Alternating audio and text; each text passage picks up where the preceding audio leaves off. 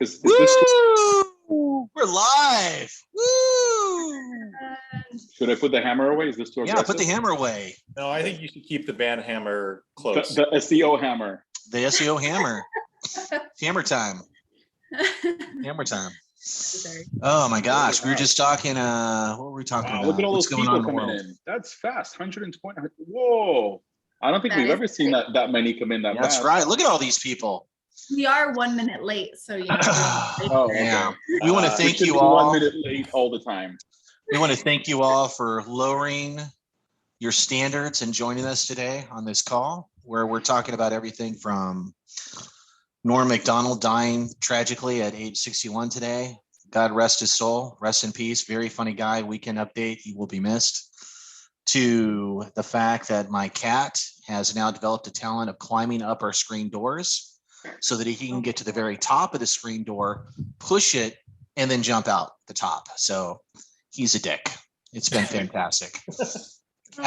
Cats are just delights. And so we've been running after him in the backyard for a while now. It's good times. Good times. So yeah, no screens anymore. We are not going to have any more screen doors at the Marquee Mansion. Those are done.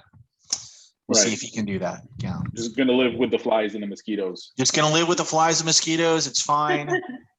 It's all good. Tiff was like, "Oh, we'll give him a cattery," and I'm like, "No, I'm not gonna reward him for terrible behavior." So good times. Build a balcony. Build a balcony. Get a lot of people. You need a water bottle. Jan's telling me that I need a water bottle, squirt that bad behavior. Oh, he doesn't care. He only, matter of fact, one time I was drinking vodka and he swipes the glass, and next thing I know, he's licking the vodka off the floor. So I mean, what can I do but give him a high paw 5? Yeah. Paw 5 for that. We have 3 cats, and we used to spray them when they would misbehave. Yeah. And then one morning we woke up and they chewed the nozzle off of the spray bottle. Their revenge on the spray bottle. Yeah, good times. Good times. Yes, my cat is totally ripped through. Yeah. It looks like that's very common. But yeah, good to go. We have 2 cats. We have Ziggy, who is the older of the cats. I believe he's 11 or 12. He just showed up in our garage one day. He just walked into the garage and said, "Hey, you know what? You have a nice house with lots of room. I'm just going to stay." And he just stayed. And we find out that he was being abused. He'd broken tail. So when someone came around looking for him, we basically just feigned ignorance and said we'd never seen a cat in our life. Get off the property. And he's been a Marquee ever since. He's like a dog. He's not scared of anyone. He'll go around. Very, very, very nice. Then we have our second cat, which is Peanut. And they're both Maine Coons, and Peanut's literally like a small dog, but he's scared of everyone. He only comes out when the dogs are outside. So we only see him maybe 90 minutes a day if we're lucky. So he's very funny and comes out at night. That's when he goes around. So yeah. Do your cats like bacon? Yes. Not kidding. The cats will eat anything, honestly, but yeah, both Peanut and Ziggy love bacon.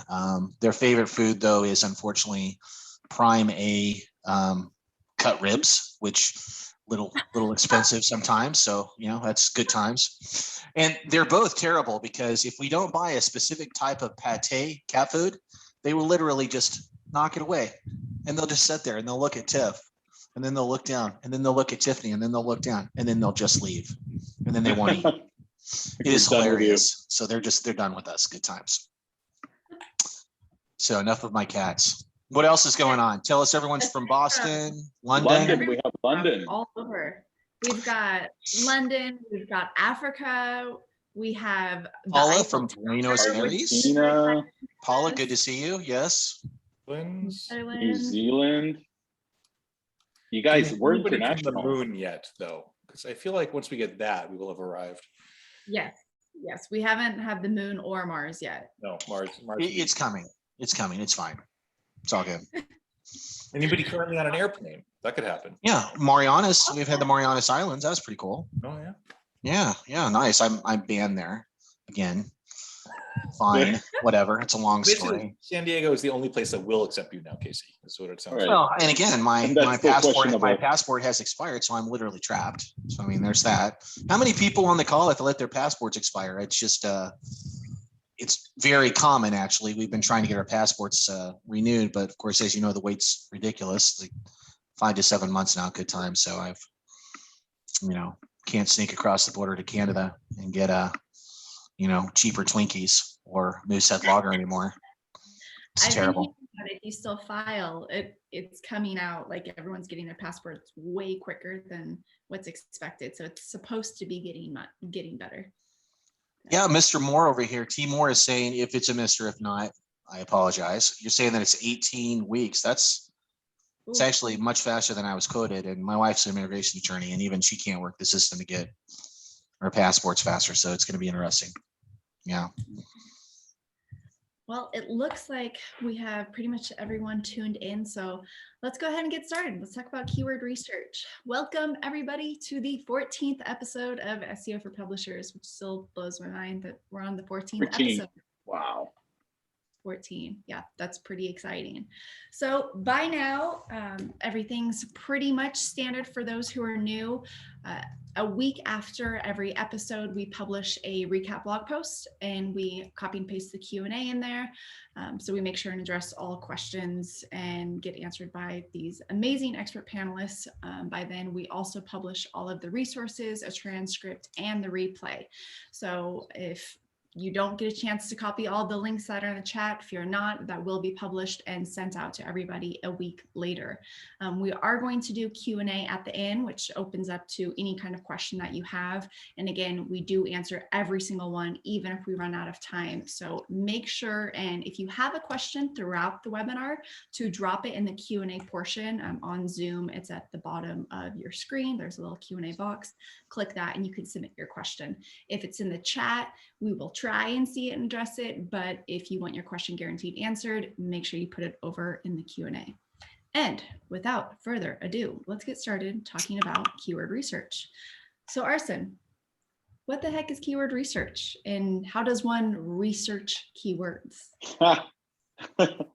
Well, okay, so keyword research, I mean, that question is kind of silly, right? Because we all know what keyword research is by now, and if you don't know, then sucks to be you.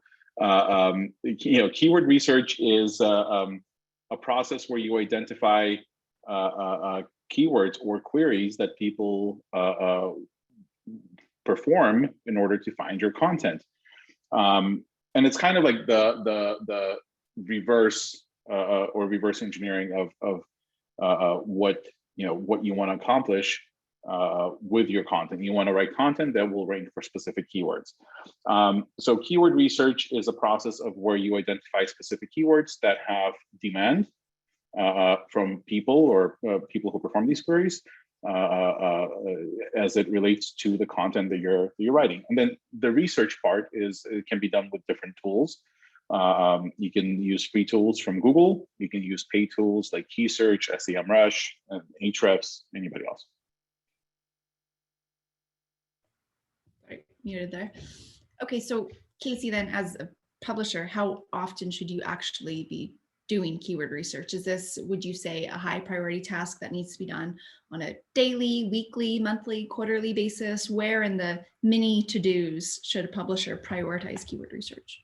That's a good question. I would actually start by, I want to poll the audience because I am very curious. For those of you on the call, do you do keyword research on a daily basis? Do you do keyword research on a weekly basis? Is there a specific time you have budgeted in your schedule so that you can say, okay, I've come up with a couple ideals. I've done an ideation phase for the month. Now I'm going to set apart some calendar time to look into the keywords for these. I could give you an answer, but I tend to want to say that I think it's different for everyone. Keyword research is a paramount part of ranking in Google. It's very, very important. I think you could do keyword research every day, or I think you could be like some people and just have a specific, a schedule where you budget maybe a couple hours of that, doing that every week. Maybe you have a whole Saturday that you use every month. But usually we're probably touching keyword research at least daily for most bloggers. finding out what's currently doing well for them, whether we're tracking that information in Google Search Console or analytics. I have a lot of bloggers who keep spreadsheets. I think that's a great idea. The spreadsheets show you where you are on this day so that you can compare it for the last week or the previous 6 months. I've seen a lot of that recently, and I'm all for that. Even the brainstorming, multiple times a week, whatever works for you. I don't think there's a wrong answer there. And Andrew, do you have any unique strategies that you specifically do when you're doing keyword research? Yeah, so I don't do a lot of keyword research myself anymore because I'm not writing as many blog posts. But I want to maybe take a step back actually and talk about what I did when I had my food blog that I started in 2010. So, oh my gosh, 11 years ago. The keyword research I was using was not complicated. I don't know if SEMrush was even a thing yet. Like all these tools that people are already talking about, which we're going to be we'll get to in more detail. But like for anybody, especially starting out, you don't have to make this really complicated. And I came up with a little trick that saved my butt. And to this day, I have blog posts that are still getting tons of traffic based on this technique that I used. I had a series of blog posts that were all about healthy eating when you dine out at restaurants. I called it Menu Mondays, and it was like healthy options at chain restaurants. And so when I was trying to figure out what restaurants to write about, I would literally go to Google and type in healthy options at, and then I would look at the search suggestions that pop up below it. And it said healthy options at Panda Express, healthy options at McDonald's, healthy options at Chipotle. And I literally went through and I wrote a blog post on Panda Express and I wrote a blog post on Chipotle. And like Google said, this is what people are looking for. Like it's actually telling you, right? Now, it's not giving you lots of data about that. It's not saying like, oh, this is not a competitive term or it's a very competitive term or anything like that. But it gave me a really good list of ideas right away in like seconds, right? And I just, to see if that still works today, I just did a search for gluten-free chocolate chip. And I just stopped typing right there. And in the dropdown, it came up with gluten-free chocolate chip cookies, gluten-free chocolate chip muffins, banana bread, oatmeal cookies, gluten-free chocolate chip cookies, almond flour, gluten-free chocolate chip zucchini bread, gluten-free chocolate chip cookies, calories, cookie dough, banana muffins, like all of these things, right? And these are, because it's really hard to rank now for gluten-free chocolate chip cookies, right? That's the first suggestion. Like there's going to be a gazillion posts on it, but maybe there aren't a lot of posts on gluten-free chocolate chip cookie dough. Or banana muffins made with chocolate chip cookie dough. So you can start to go after some of the longer tail keywords this way. So if you're just getting started, I think this is a great way to keep it really simple and get some great ideas. And Arsen, is it better to aim as you're going through and doing keyword research, whether you're doing a strategy like Andrew said, or going through tools, is it better to aim for keywords that have high search volume or keywords that are less competitive, or is there a happy medium? Right. So, you want to look at things like how competitive a keyword is also when you're making that decision. A lot of tools will give you something that we call KD, keyword difficulty. It's not really exact science, but it's a good point of reference to get a feel for how easy or how difficult it would be to rank for a keyword. A good rule of thumb is to go for keywords that have a decent search volume with a lower keyword difficulty. And I don't know, Casey, does Key Search provide a KD? I haven't played with Key Search yet. They do. Well, basically all of the keyword research tools from Ahrefs to SEMrush to Key Search have their own built-in KD score, right, so to speak. So yeah, it's different for everyone. Right. So you obviously, so I have clients who go after this whole like quantity of keywords. So they cover a topic in its entirety. And that's something that I'm going to touch on also is big part of keyword research is really understanding what the topic is that you're covering, right? So it's more of topic research and not keyword research. That needs to be done first. But I have clients who go after a lot of keywords that don't have a lot of search volume, but have also very easy or very low KD or easy to rank for. And they cover a topic in its entirety, and they win because that one blog post ranks for a lot of keywords that are like mid-level or mid-range in terms of volume. I also have clients who go after like really, really big keywords. But those tend to be obviously much more difficult to rank for. And if you don't know what you're doing, you just might not ever show up with those. So you want to approach it from a perspective of, is this keyword going to bring in a decent, obviously, like, don't spend time targeting keywords that have like 10 monthly searches as your primary keyword, but do pay attention to keyword difficulty, even though it's not exact science. Take it with a grain of salt, but it's a good point of reference. I'm super glad you dropped keyword difficulty in there, because that's one of the most popular questions that we got about this topic is, when it comes to keyword difficulty, is there a specific number or a specific level? Casey, are there any ranges that you would recommend trying to target when you're looking at a keyword difficulty score, especially with the variety of tools and how they name everything? And I think it's, again, this is one of those, it's different for everyone. Anisha here had a very good question about every keyword seems to be difficult these days. And it's true, because there's never been more food, do-it-yourself, and lifestyle bloggers at any point in history than there is now. And that has been, when we talk about difficult fields, it's literally affiliate marketing, then food blogging. That's how it breaks down.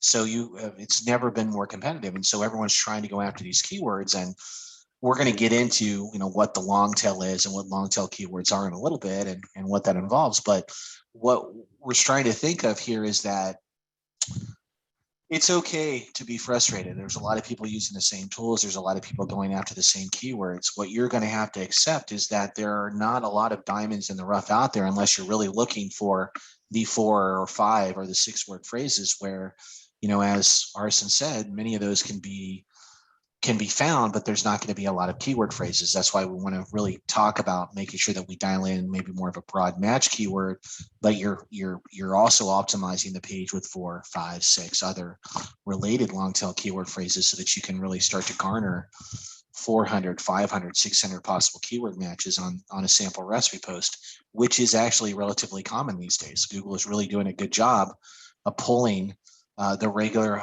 most posts these days for hundreds of very specific keyword phrases. It's just a lot of it comes down to not giving up, to taking a course. We're going to talk about that in a little bit as well. Finding a process that's going to work for you. These tools are just guesses, whether it's Ahrefs, whether it's SEMrush, whether it's key search. They're using a complicated series of factors, including difficulty and your domain authority, which domain authority, again, don't get us started, but it's a good loose metric for comparison purposes. I think it's great. I think it's fine to use that for keyword research. We just really wouldn't use it for anything else. And it'll give you an idea of how possible it is to rank for your keywords. I think what bloggers fail to understand is that I can have 3 domain authority 28 sites, and all 3 will perform very differently based upon how the site is optimized, based upon the quality of the backlinks to the site, and based upon the topical reach of the keywords they're going after. So it's just never a one size fits all. Blogger who's a vegan blogger, very competitive, much more competitive than other niches. I'm going to have a harder time ranking for a vegan and a gluten-free query than I might for someone who is like strictly just a carnivore site, or maybe someone who's a dessert blogger. Maybe I'll have more leeway to rank for the dessert blogger than I would. So it's not a apples to apples thing, unfortunately, and it's complicated to say the least. So we get your frustration for sure. In your example right there with the vegan blogger to like a dessert blogger, is that more so because of traffic, because of what people are searching for, and if they're searching? Well, I think it's two reasons. Number one, there's more vegan and gluten-free bloggers than ever before. And I say that just because I know, based upon the breakdown of bloggers coming to me for audits, just use last year as an example. I think I had about 270 audits on the book, possibly less than that, but around that number. And by far, almost 45% of those bloggers were vegan or gluten-free. And then there was a small drop off after that to dessert bloggers. Then I had another section there below there of Indian bloggers. I put all the Indian bloggers in one group, but it's a very interesting breakdown of what we're seeing. And there's substantially more competition in those niches, making it more difficult considering they're all going after the same baskets of keywords. So it's a mix of traffic and competition then. It is. Yeah. Okay. And Andrew, taking a step back, aside from researching for keywords, how can you find out what kind of keywords you're currently ranking for? Well, the easiest way to do it is to search for the keyword and see if you're ranking, right? So if you've been targeting a keyword like how to make vegan steak, I'm going to just mash it up there. You search for it and find your post, right? If you're doing it on a desktop, open up an incognito window, but keep in mind that's desktop search results, but pull out your phone, open a private browser window and just try the search. I mean, that's the step one, right? Is just actually do a search. It's amazing how few people actually do that. So I kind of wanted to mention that as a reminder. And then Search Console is a great tool. If you look at the search performance section, you can really drill down. It'll show you what keywords you're performing for. If you click on that, you can filter the list. So you can really see what your rankings are from there, because you're going to the source then. Anisha just asked if incognito results are different from desktop and mobile. So desktop results are one bucket and mobile results are another. So Google treats those totally separately. And the reason I say to open an incognito window is because Google also factors in you when you search, or whoever is searching, right? Google is the ultimate stalker. So they're going to take whatever information they know about you to try to get you better search results.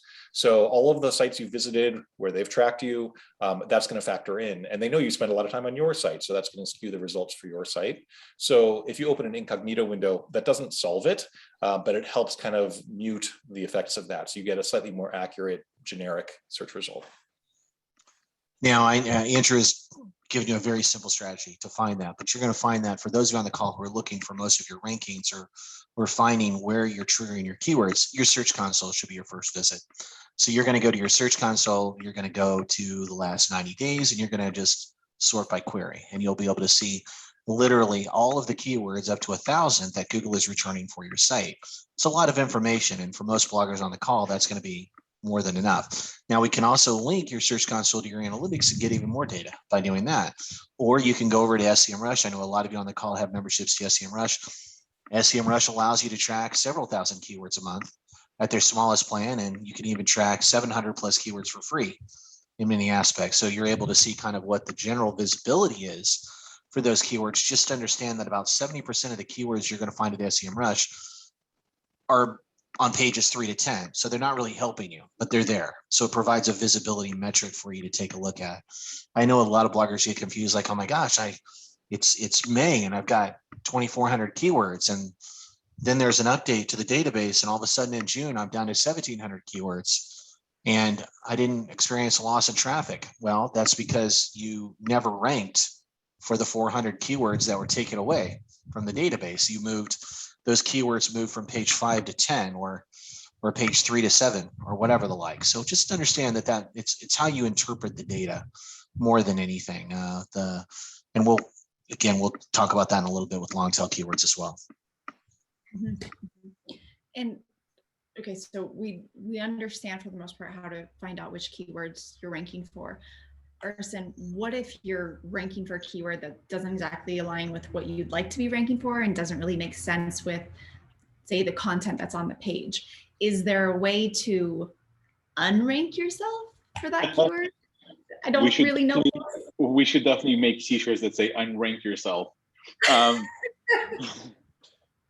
So look, Google has become really, really good at cleaning up the noise, right? So like if you're ranking for, we saw this in June, right?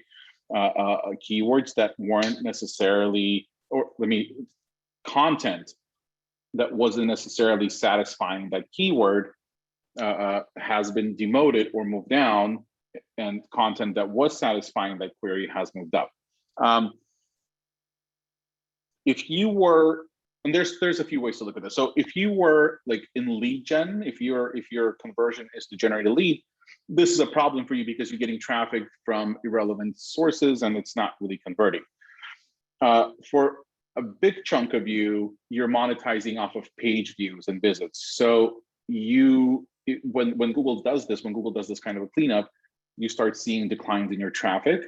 But those declines are a byproduct of that traffic being useless. So you are making less money because you are getting less page views, right? So it does hurt you in a way. But there's really no reason for you to go in and de-optimize yourself for a specific keyword, unless it's something that's like really, really weird. And this question in general is kind of weird because like we don't see mismatch that often anymore. I haven't seen, unless it's entity based, Casey, right? Like somebody's brand name. I haven't seen in maybe a few years now where there was a mismatch, because Google is just so good at mapping content to queries, right?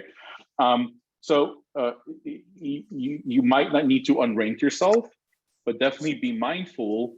And this could also be potentially hinting at content issues. If you're still at this point of time ranking for keywords that are not relevant to regularly relevant to your content, something is definitely off with that.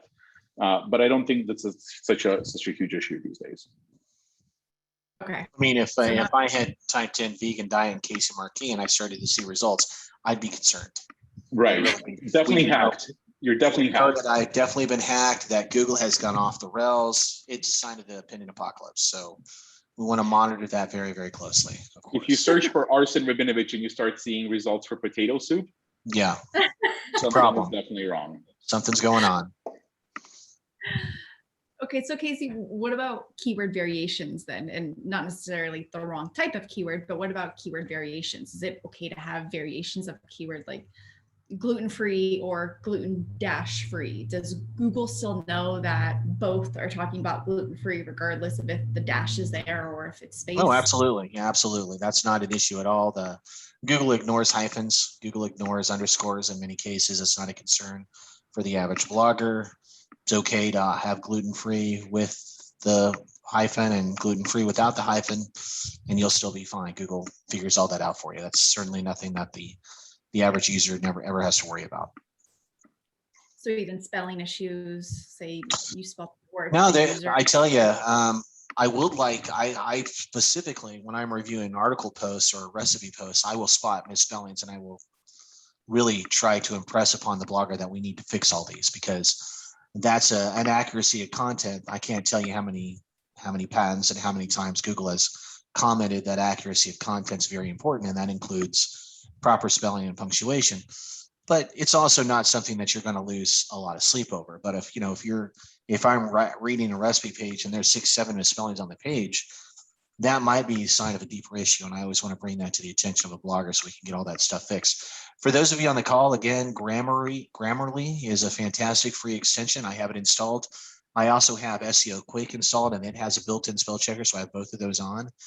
It catches a ton of things. And of course, you have you can start adding your own custom dictionary to that as well, and it learns as it goes on. So very good.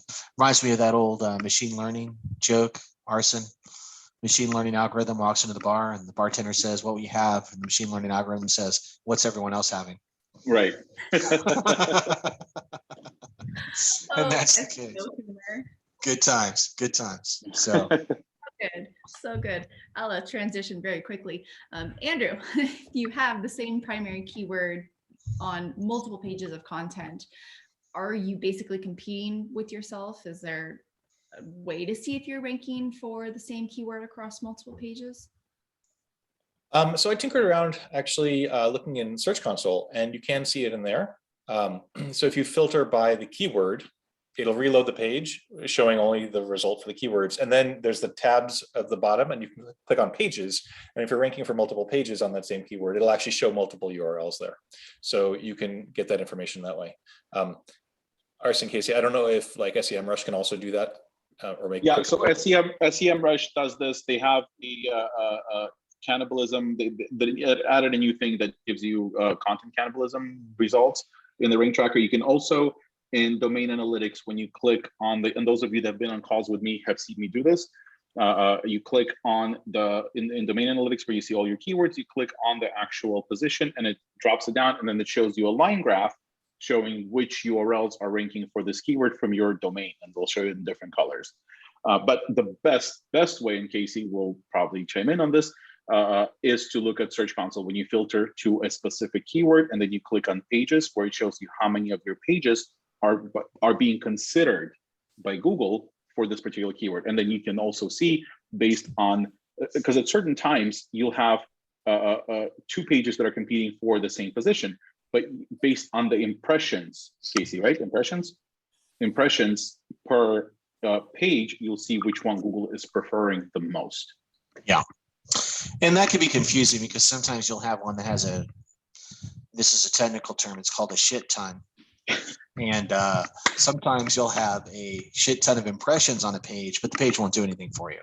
So don't get hung up on the impressions, get hung up on the ranking. If I've got a page and it's cannibalized another page, but it's getting 2,000 impressions, most likely it's because that page either is very poor converting or it's stuck back on page 6 and 7. So maybe I'm just going to redirect that page to something that's ranking a little bit better and shares the same or similar keywords, and then we'll move on to something else. Right. Arson, Casey touched on this a little bit before, but when it comes to long tail versus short tail keywords, aka long keywords, words usually like at least 3 words, or shorter keywords, is one better than other when you're searching for keywords that you're trying to rank for? Should you aim to go with long tail because sometimes it's more competitive, or is it really dependent on factors? Ooh, dependent. Well, it does depend on lots of things. So look, the answer is both, short and long tail. And this is where I touched on this before. This all comes down to topic research, right? Like really understanding what you're covering. When you're researching topics, you get an understanding of what kind of queries, long tail or short tail queries, are relevant to that topic. It also opens up a whole new level of things for you where you're now able to answer questions. You're able to understand what people are searching around as subsets of queries to your primary keyword. SEMrush has a topic research tool. I think there's also Answer the Public, right? Is it Answer the People? Yeah, Answer the Public, but I'll be honest with you, Answer the Public really has fallen out of favor. Really? I haven't used them in a while. And this is not news for a lot of people on the call, they've really tightened it down. I mean, unless you're in the UK, there's not a lot of usability out of the tool anymore. Right. It's still mostly for UK. Right. So hey, if you're on the UK, great tool. For the rest of us. So SEMrush's topic research tool, they have the same visual representation for the topics.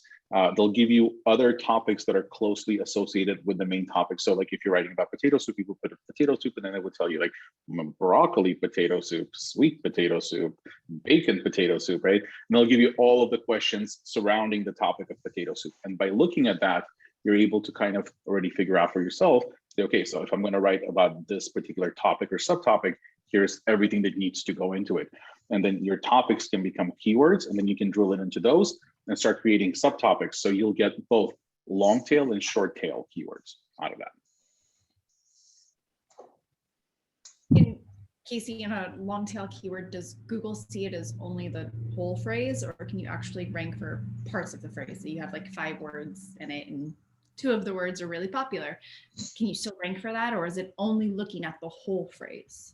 That's a good question. And I would say that honestly, Google does both. Google looks individually, and Google will also look uniformly at all the words that make up the phrase. And let's talk a little bit about that, because a long tail keyword phrase doesn't actually mean the keyword is made up of 3 or more phrases. The term long tail actually refers to where the keyword falls on a traditional search demand curve. So meaning at the long end where the less popular, lower demand keywords fall. So for those of you on the call, that might be news to you. But again, these things get switched up over the years. So a long tail keyword phrase could anecdotally mean, yeah, it's got more than 1 word in it. But honestly, the whole point of that was because we're trying to find the keywords that fall off on the demand curve. And those long tail keywords could just be 1 word. Absolutely. It doesn't have to be more than 1 word. So when we're looking at these long tail keyword phrases, what we're trying to do is we're trying to find those that are most relevant to our business, but we want to rank not just for parts of the whole, but we also want to rank for the generalities as well. So I think since we have a lot of recipe bloggers on the call, a good example would be oatmeal cookies. Oatmeal cookies is a very popular keyword phrase with 110,000 searches a month. I am responsible for about 15,000 of those searches. myself, especially the oatmeal cookies with bacon, which is I'm trying to get popular. So more and more people Are make those actually a thing? They will be a thing after this call because They will I'm hoping to spur You're putting it some out into the searches. world. I'm putting it out in the world there. Manifesting. So and that's a very popular keyword phrase. Oatmeal cookies, 110,000 phrases a month. Whereas oatmeal cookies with applesauce, it's less competitive. It has about 1,800 searches a month, but they share the same results. And you can actually rank. There's lots of bloggers who are ranking for oatmeal cookies with applesauce that aren't ranking for oatmeal cookies. But there's a lot of people ranking for oatmeal cookies, and they're also ranking for oatmeal cookies with applesauce. So there's a lot of overlapping results. And so that's a great example of where, no, you do not have to target just one keyword phrase to rank for everything. You can rank for the individual phrases as well. And that's very common. So we want to go after those long tail keywords whenever we can. And Ahrefs has one of the better articles on long tail keywords, including the search demand curve. And I'm just going to go ahead and paste over. What I'm pasting over today is just a graphic. And the graphic is just going to explain a little bit about the concept of long tail keywords, because I think it's confusing to a lot of bloggers on the call who think that a long tail is basically just a keyword that has more than one word. And that's actually not the case in most situations. Okay. And Andrew, aside from if we're trying to do a mix of long tail versus short tail keywords, is there a specific number or keyword density amount of times we should be including that keyword within a post? Like, is there a rule of thumb? It needs to be in a 500-word blog post at least 10% of the time. Everybody wants to know the magic number, right? So I'm going to dodge that and say, not it depends, but what's my other catchphrase? Come on, think of your reader. It's a good one. That's coming out on a shirt too. Right? Think of your reader. If you keyword stuff and you put too many keywords in, it's going to look unnatural. Google penalizes you for that. So you want to put your keyword in places where a human would use it. You know, there are some important spots like putting it in your post title and in some of your headers, but you don't want to overstuff your headers, right? It should be natural. You need to use the keyword enough that Google knows that this is what you're writing about, but it should not be so much that it sounds unnatural. And there are penalties if you go too high. And Casey, I think we were talking about this, like if you're above like 3%, that's probably too much. So if you're in the 1% to 2% range, you're probably fine, but really, really don't go by the percentage. Like, don't make this a mathematical thing, make it a human thing. You're writing for humans, you're not writing for Google. Just remember that. Yeah, and let's talk about that, because again, Brooke said no more than 1.5%, I think even as low as 1.25. Yeah, it's totally fine. I mean, the thing to understand about the keyword density is that we can give you a number, but it's kind of useless in the scheme of things, because optimal keyword density differs from page to page and phrase to phrase. There might be some queries out there, and I'm looking at them right now for the apple pie field, where you're literally, they're 3% plus for apple pie a la mode searches, and they're ranking, they're all over page one, but they also have dialed back some of the optimization, over optimization we're seeing in headings, and that's helped. Keyword density is one of those things where it's incredibly hotly debated in the SEO world. There is no one size fit all for keyword density. It's whatever we can show as demonstrating a positive ranking improvement. Usually for optimal keyword density, it's going to, again, differ from page to page. We want to write naturally and include the keyword phrase, once or twice on page naturally. We want to avoid demotion in Google by avoiding repeating keyword phrases and content over and over. Google even has the only time that Google really even talks about keyword density is in the concept of irrelevant keyword phrases on a page. And I'm going to go ahead and paste over the guideline here so everyone can take a look at that when they can. With regards to keyword density, would we say something like, guys, especially for recipe bloggers, guys and gals, maybe we want to dial things back if you have suffered ranking losses and you're looking at your SEO Quake, or you're looking at another add-on and you're seeing that your keyword phrase is over 2 or 3%, and that query in that page has been negatively impacted, then we absolutely want to dial that back. And We know based upon the November 2019 Google update that, and this is from the Food Blogger study that Arsen and his team released in January of 2020, that there was a significant increased correlation linking bloggers who were negatively impacted by that update to the practice of keyword over optimization by means of excessive keyword density numbers and stuffing their headers with keywords. Those are just relations that we found as we went through all the data here.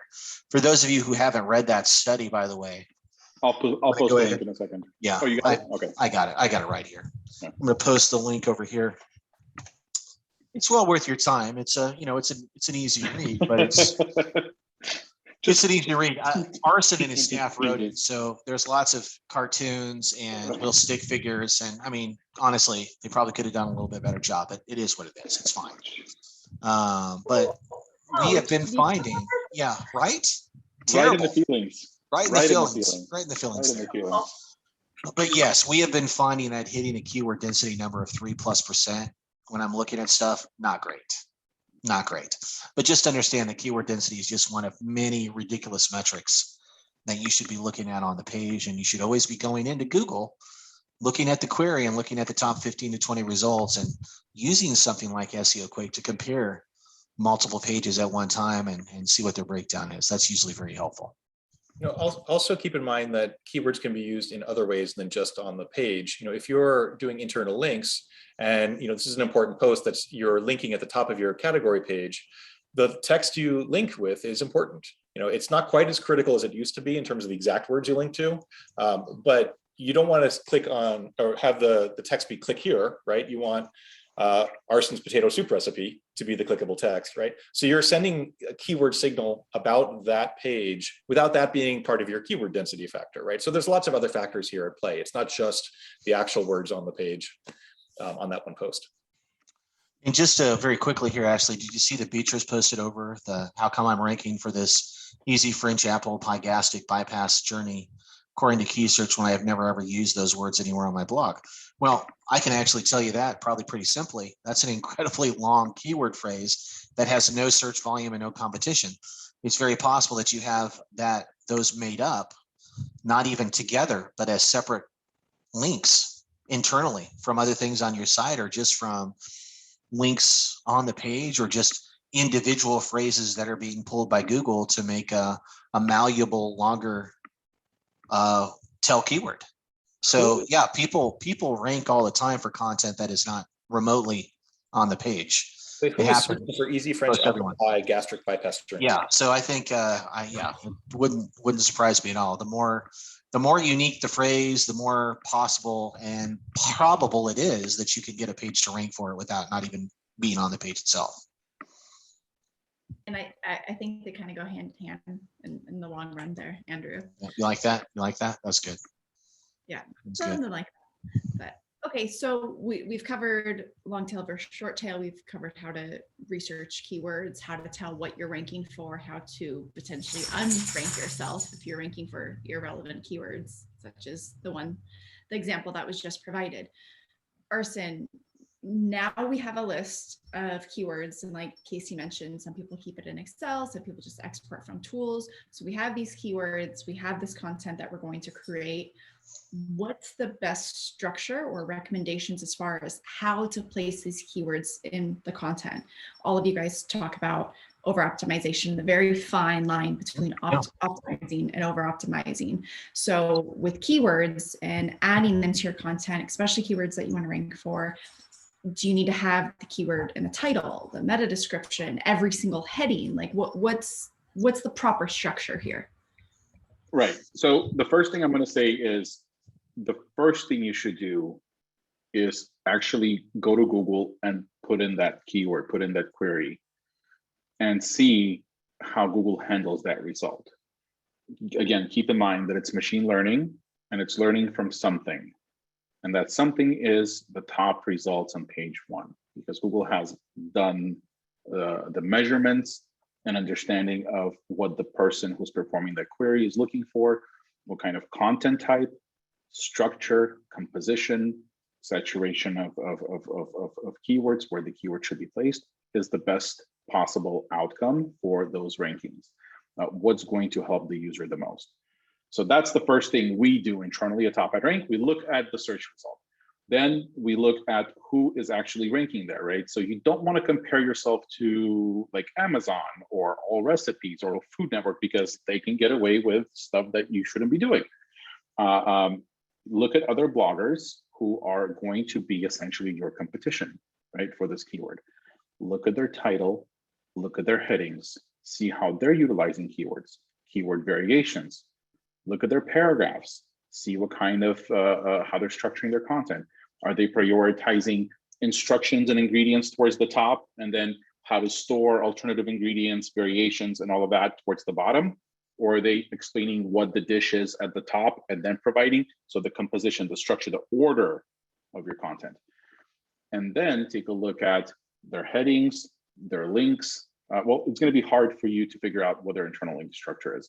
And that's, internal linking, and what Andrew just touched on, that anchor text, it's a fairly strong signal. It contextualizes things. Actually, right? SEO Quick, the add-on, the SEO Quick add-on. Oh, they do that.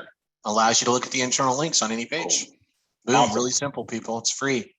So just pop the page in there and look at the internal links on the page, see what you see. Right.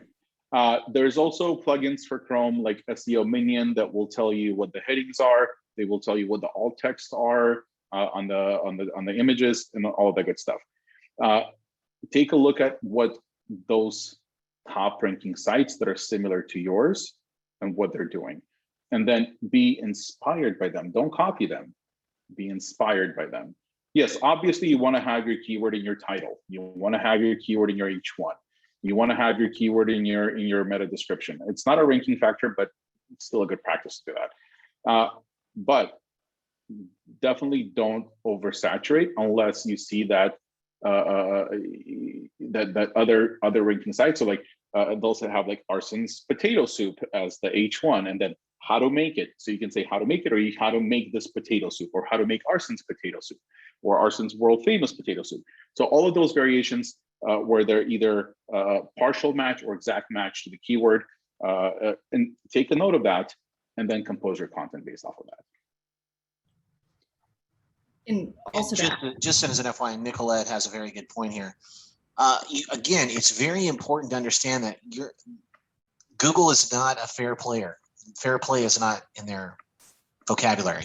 If you go into Google, usually the top 5 results will be horribly keyword over optimized, because especially for very competitive queries, they have, again, this is an actual term, a shit ton of offsite factors going in to help them rank. And that offsite factors usually include, huge topical authority.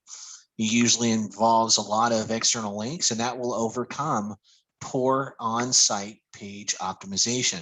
So you can't say, well, Casey, I'm trying to rank for this apple pie or potato soup, and every one of the posts that are above me has potato soup in every one of the titles.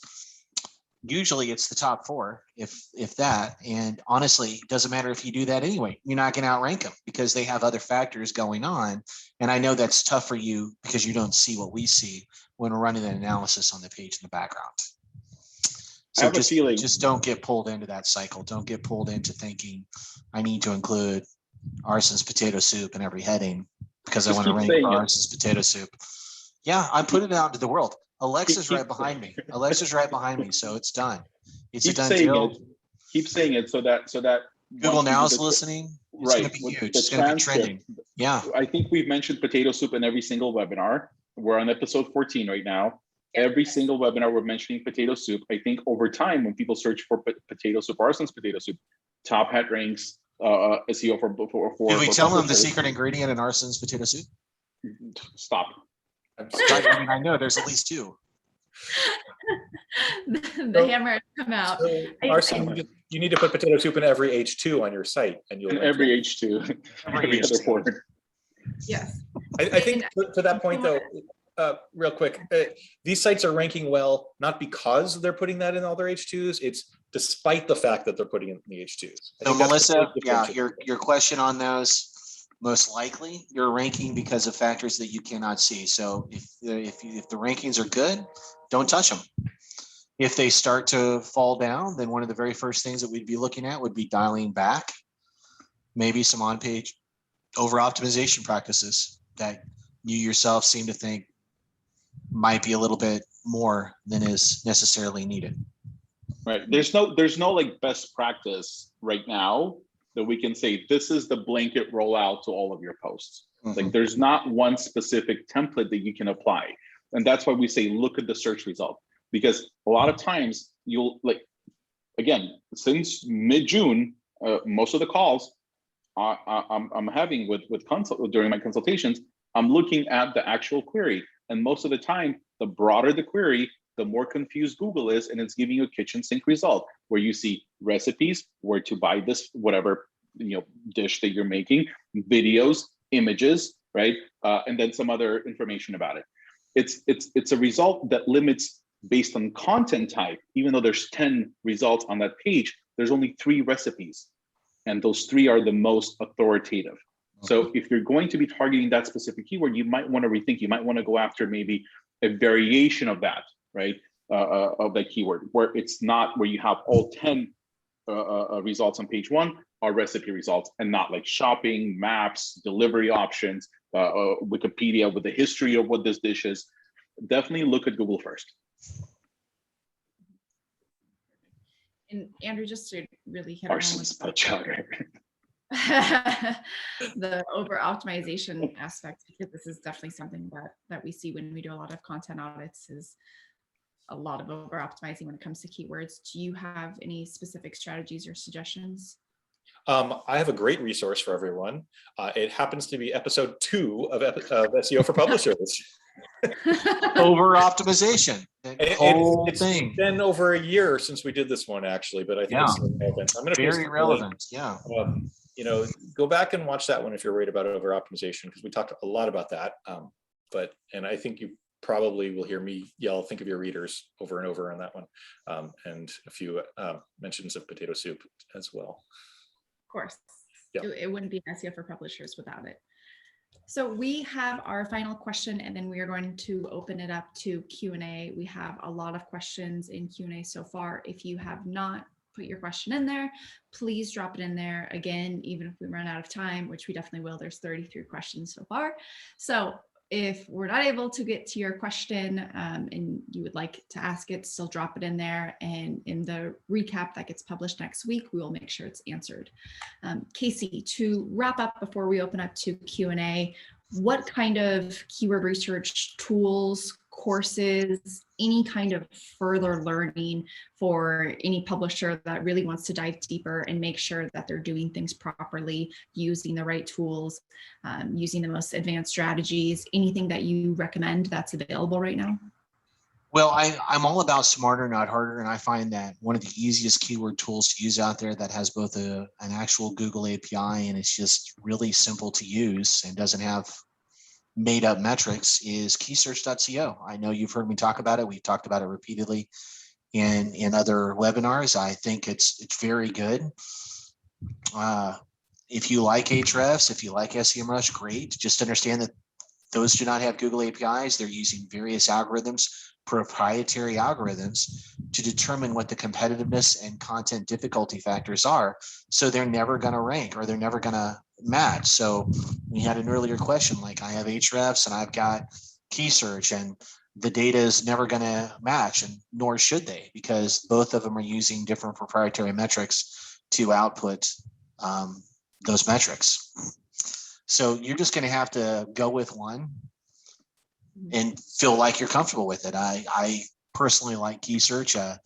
I do not have a affiliate relationship with key search. I don't have an affiliate relationship with any tools because I don't think that it really helps anyone with regards to our recommendations. But if you are going to use key search, I think Alika might actually be on the call today, but I have found her Cooking with Keywords course very effective. A lot of people, I've been recommended it in audits, and everyone who's told me about it really wishes that they had taken it earlier. So if you're looking for help on key search, or if you want to make sure that you're using the content assistant tool within key search and you're using all the options you have available within key search, then that course might be something that you consider taking. And there might be other great courses out there.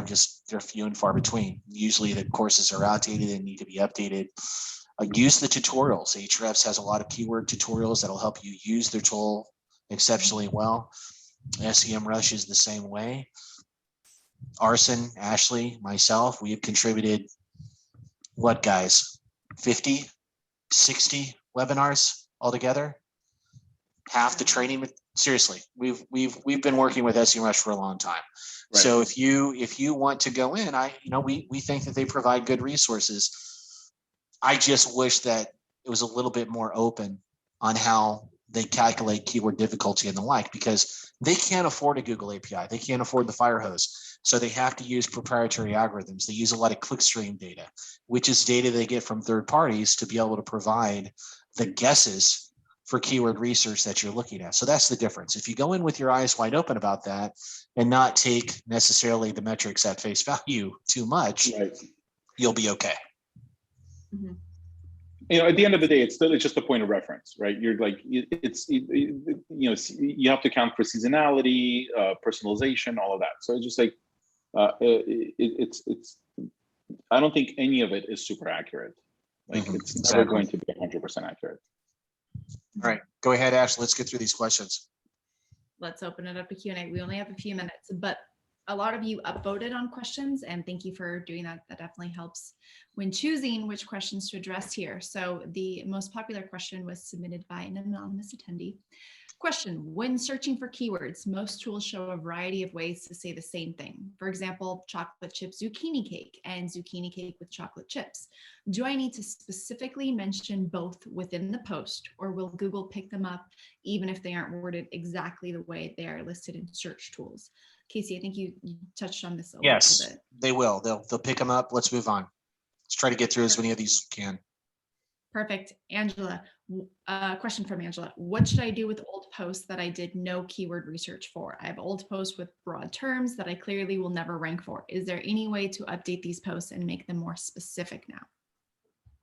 Absolutely. There's nothing stopping you but you. As a matter of fact, if you're on the call right now and you have a lot of this content, then I would stop publishing new content and I would immediately go back, take what you've learned from us, from these webinars, and start just gutting these posts and republishing them. It'll be like a new post to Google. It's fine. You don't change URLs. You just put in the new and better information and you go from there. You will be surprised at how much better they do once you dial in your keyword research. Agreed, 100%. Next question from Brooke. Does using the Yoast FAQ block provide additional opportunities for keyword rankings and getting pulled for people also ask? I'd like to think so. That's why I recommend it, because again, if wherever we include FAQ on a page, we want it marked up accurately. And the Yoast FAQ block is constantly updated and it's accurate. Now, the issue is that Google will only show so many types of schema triggers for every page. So if you have a recipe post and you have FAQ schema in there, only on very specific cases would you actually trigger an FAQ, because the recipe schema would override it. Does that mean you shouldn't be using an FAQ block? No. As a matter of fact, Google recommends it. The only type of blocks you shouldn't be using together are a recipe and how-to block. That's it. So as long as you're not making that mistake, just continue to use the FAQ block. And it's also pretty. And who doesn't like pretty? We like pretty FAQ block. Wants to be taken to the dance. It looks very nice. We want to continue to use those blocks whenever we can. All right, last question from Katie. Arson, this one's directed to you. It's a clarification question. I'm curious what Arson was talking about earlier, as we all are. Is there evidence to suggest that covering a topic extensively, such as specific ingredient like quinoa, give you an edge over the competition as far as ranking in that topic for highly competitive keywords on that topic? Right. So like if you put quinoa into Google search, you'll see the search result and you're going to see that Google gives you all kinds of information, right? Google gives you where to buy quinoa, what is quinoa, I guess the caloric count in quinoa, the videos about quinoa, pictures of quinoa, right? So that is a kitchen sink result page, right? So it's covering that topic. What it does is, the reason Google does that is because Google is you're not refining your query. It's very broad. So Google doesn't know what you're specifically looking for, right? So if we look at that and we want to rank for the word quinoa, we want to make sure that our content is going to be covering either all of that, covering the topic in its entirety, But doing that, you might not necessarily hit page 1 for quinoa. You will hit all other keywords that might be potentially related to quinoa that also have high search volumes. So when you cover a topic in its entirety, you're exposing yourself to a wider variety of queries within that subtopic, and you're going to see almost like a blossoming effect for that URL, for that document, that's going to rank for more and more and more keywords. Perfect. Thank you for clarifying that. So we are officially out of time. Have no fear, there's 39 questions still there, and we will address all of them. Thank you everybody for tuning in. Our next episode is going to be on October 5th at 2 p.m. Pacific Standard Time. For those tuning in around the world, totally appreciate you tuning in the afternoon, evening, early morning, super late at night, and everyone tuning in across the United States. Thank you so much for joining us. We will be sending out an email newsletter next week with a link to the recap, as well as next month's episode details, so you can all register. So thank you, Casey, Arsen, Andrew, you guys amazing as always with the info. Panelists, you're awesome. Take care, Thanks, everyone. everybody. Bye, everyone. Bye.